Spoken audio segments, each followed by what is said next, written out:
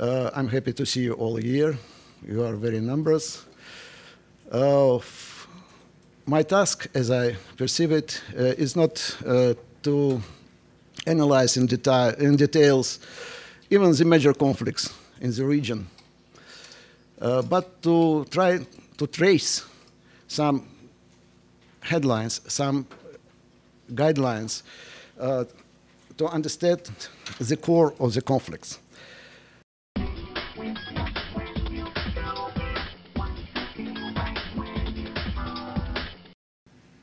Coming to the Syrian crisis. This crisis, which divides the region and the whole world has some points of divergence. It is quite clear that we see here different perceptions of the causes of the conflict. Some of the actors, outside actors and inside actors, involved in the conflict perceive it as an initial rebellion, uprising of the Syrian people against the authoritarian rule. The others are inclined to perceive it as a battle of Mr. Assad against a terrorist group. So it is, those are two different narratives which are in clash each with the other. Different perceptions of the values behind this crisis. The values, for example, the democratic countries tend to perceive it as a battle between the Syrian rebellions against the authoritarian rule for the democracy. The other actors in the region tend to perceive it in different terms. For example, Saudi Arabia or Iran perceive it in religious terms as a clash between Sunni and Shia in general terms. So there are different geopolitical calculations behind this crisis. It's quite clear where the United States and Russia are involved. So we must think about the different geopolitical calculations, but not only with respect to these two mentioned major countries, but the geopolitical calculations are behind the Saudi steps, Iranian steps, and moving towards the crisis. Every outside actor has its own geopolitical calculations which differ with regard to the Syrian crisis.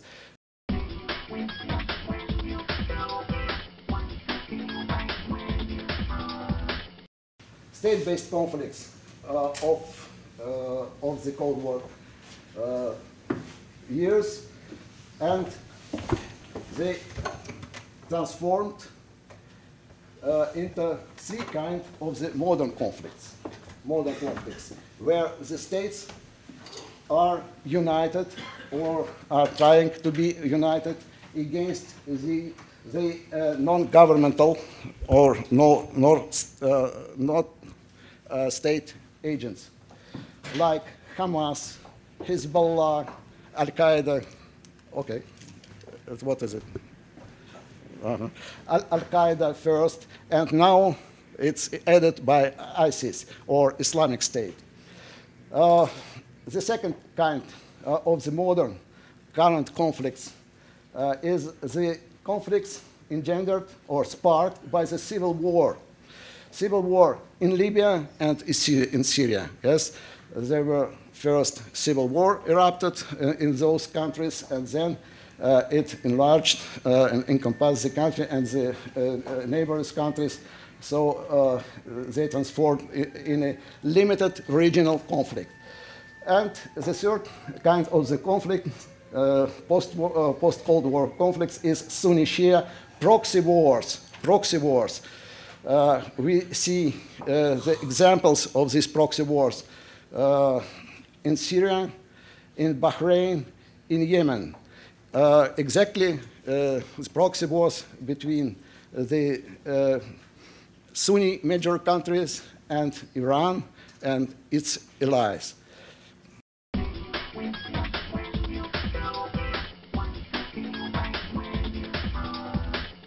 With regard to the Arab Spring as phenomenon, one which I called scientific is based on the objective complex analysis of the causes of the event in every country, its precursor and dynamics, as well as virtual interest of the outside actors. This is, yes, scientific approach. Such a narrative, such a perception of the happening in context of the Arab Spring suggests that the main reason for this phenomenon is essentially mass uprising of population against the everlasting rulers and their undemocratic order in Tunis, Egypt, Libya, Syria, Yemen, and so on. Now, here we come to the second version of the perception of the Arab Spring phenomenon as a whole.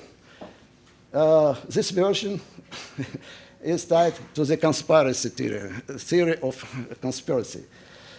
Conspiracy theory, I hope you know what it is.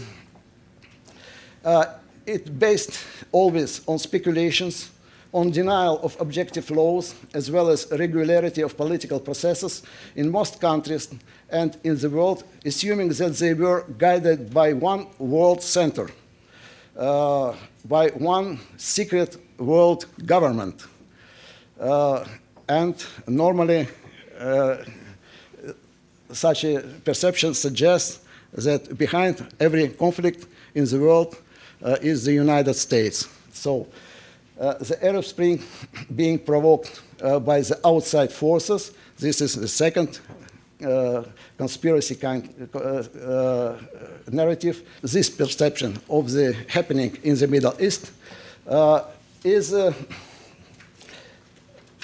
a part of the internal politics of the authoritarian regime.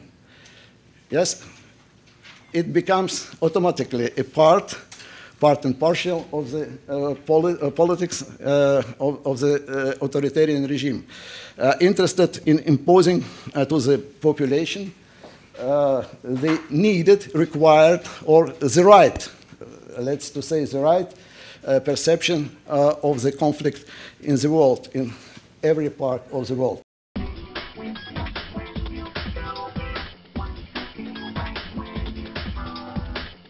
If those leaders were and are now frank and sincere in their move to establish special relationship with Russia in detriment and perhaps against the United States? My answer is not. No, not at all. Those moves might and should be perceived as an attempt of those leaders to irritate the United States, just irritate, to show them that there were an alternative for the US as a center of power in the region. But we cannot take seriously the idea of a radical change in the policy change in Saudi Arabia or Egypt, even Egypt, which is financially supported by Saudi Arabia, and the concluded deals and contracts, signed contracts, are to be paid by the Saudis. Contracts concluded with Russia are to be arms contracts are to be paid by Saudis.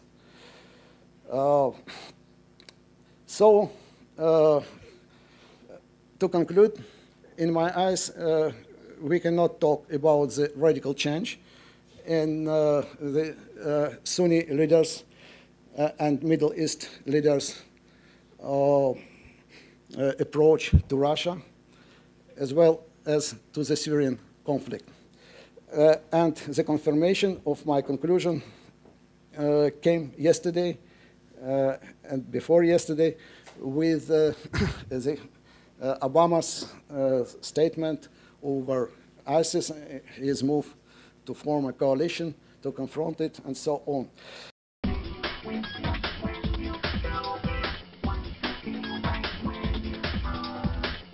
What's the difference between the Islamic State, main differences, and Al-Qaeda?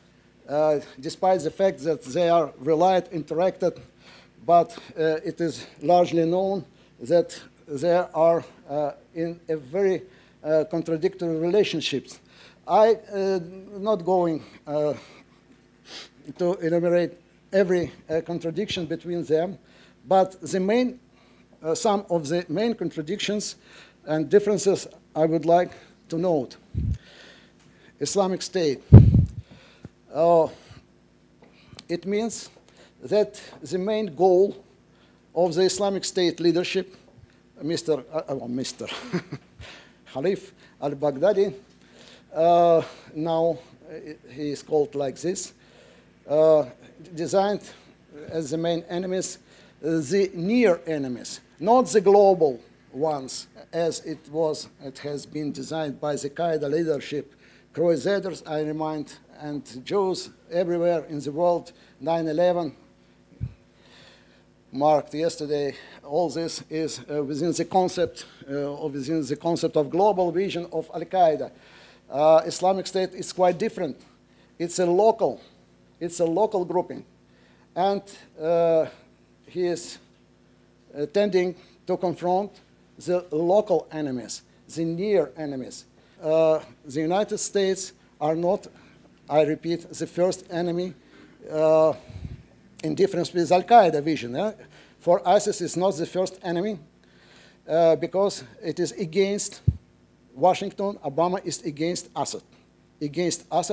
And Washington is in tense relations with Iran. Shia are the near enemies.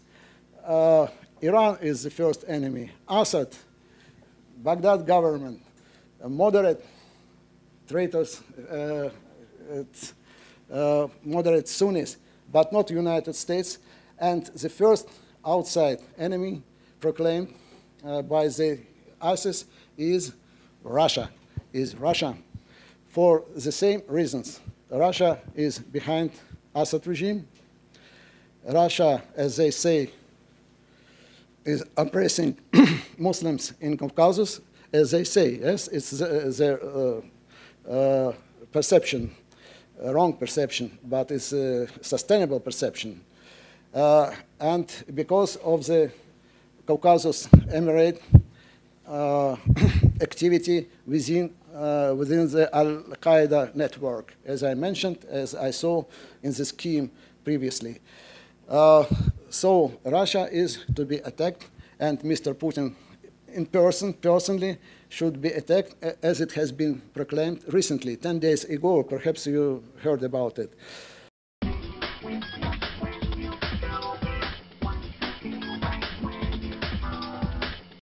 Obama a little bit changed his approach to the situation in the Gulf and over the Syrian crisis.